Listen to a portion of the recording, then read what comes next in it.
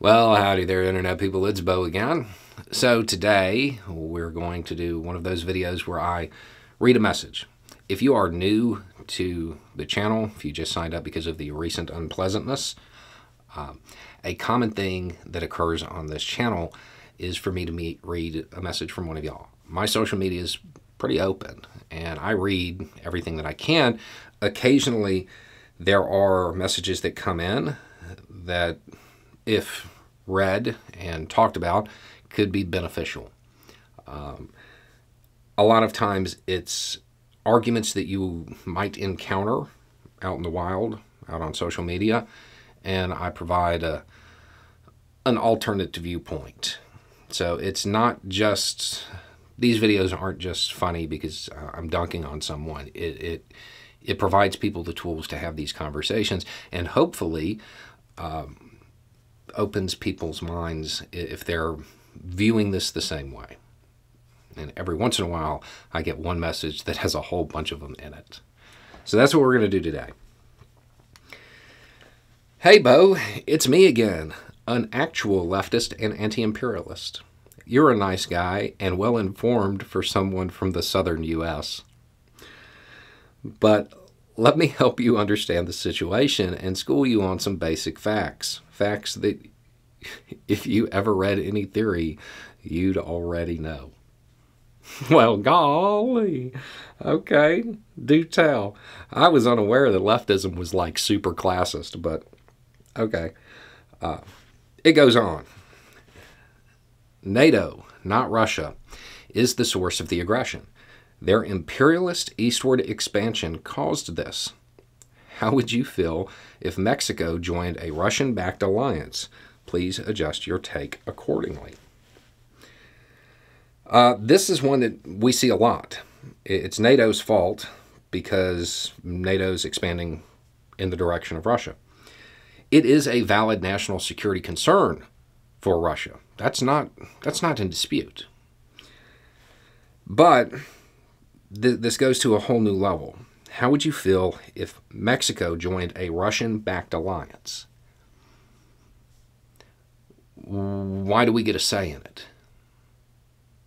I would point out that if you are suggesting that a sovereign nation is really subordinate to a bordering nation,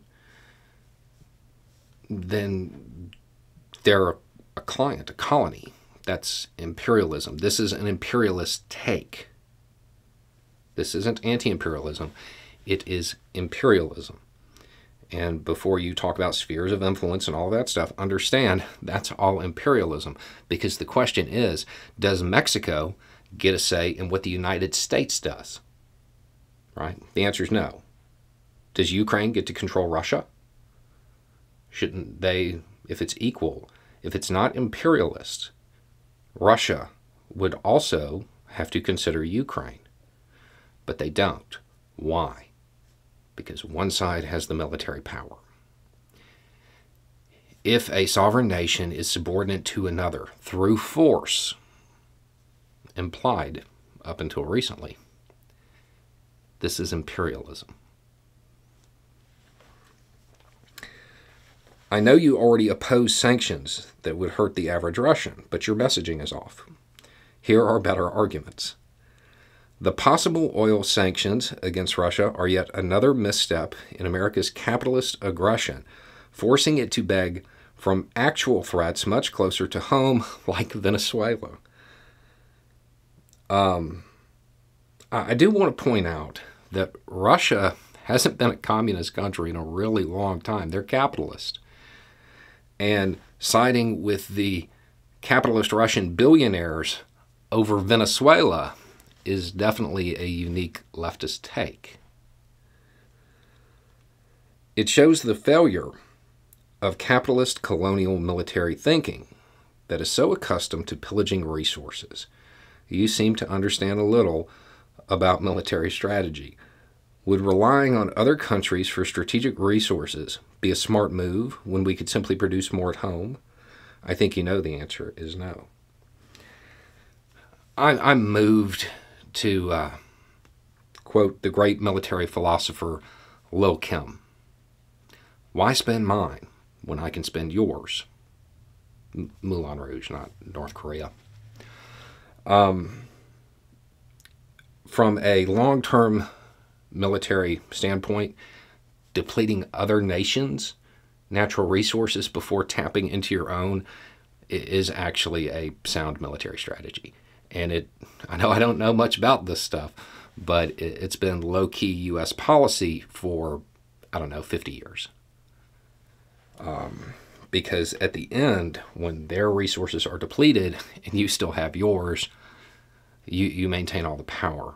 If you can purchase it openly, that is, that's a pretty sound strategy. President Biden is simply too committed to green energy to produce more oil. While green energy is good, his position is based on the capitalist desire for constant innovation. Now, again, as you pointed out, I haven't read much theory and don't know a whole lot about this, but I'm fairly certain that in the United States, we have a capitalist economy that isn't planned, meaning that it's not Biden who needs to produce more oil. It would be the oil companies who are currently sitting on thousands of leases giving them permission to extract oil that they're not using. I've heard that there is some theory that discusses how capitalist societies and the way it works is often big companies will lower supply to increase prices. That might be at play here. As far as the war, Russia will win. You fail to understand even the basics of Russian culture. Izvinite. Let's be clear. None of this is a leftist take. None of it. You're not a leftist. You're a Russophile. You love Russia. And я понимаю. I understand. I get it. All right? It's a cool place. But Russia hasn't been a leftist country in a really long time. The two things are not interchangeable. A lot of this take is boiled down to the idea that Russia is somehow synonymous with leftism. Russia is a capitalist oligarchy.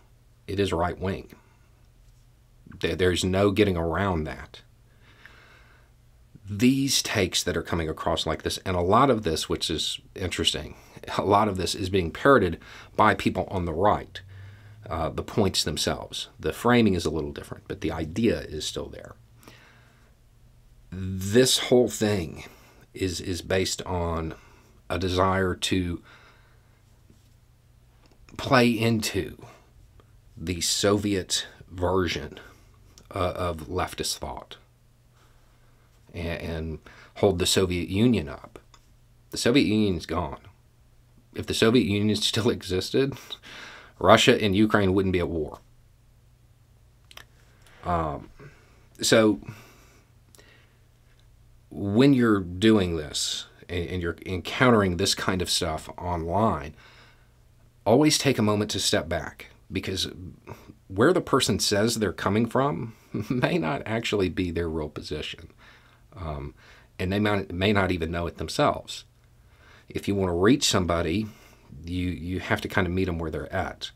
I would also avoid, in the opening paragraph, insulting them. But, I mean, that's just me. There could be other ways to do that. Anyway, it's just a thought. Y'all have a good day.